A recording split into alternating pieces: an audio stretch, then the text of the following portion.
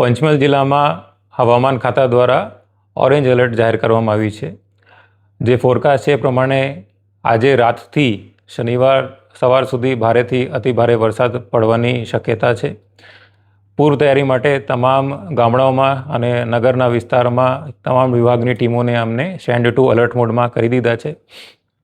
પંચમહાલ જિલ્લામાં આપણી પાસે 2 SDRFની ટુકડી છે અને 1 NDRFની ટુકડી છે. ત્રણેય ટુકડી એઝ ઓફ નાવ ફિલ્ડમાં છે.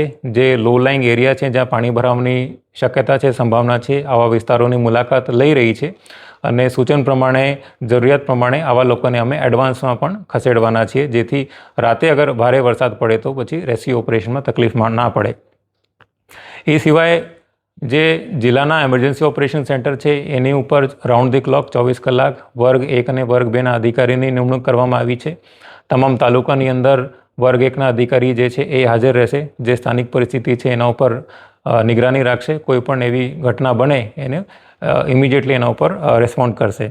પોલીસ ડિપાર્ટમેન્ટ, પંચાયત ડિપાર્ટમેન્ટ, નગરપાલિકા, RNB તમામ ડિપાર્ટમેન્ટ જે છે એ હાઈ એલર્ટ ઉપર છે. નાગરિકોને ખાસ મારી અપીલ છે કે ભારે વરસાદ હોય આ સમયે ઓપનમાં ના નીકળે અને રોડ ઉપર જ્યારે પાણી ઓવરટોપિંગ થતું હોય ત્યારે બિલકુલ જોખમ ના લેવામાં આવે. કોઈ પણ પ્રકારનું વાહન આવી જગ્યા રોડ ઉપર ક્રોસ કરવાનો પ્રયત્ન ના કરે.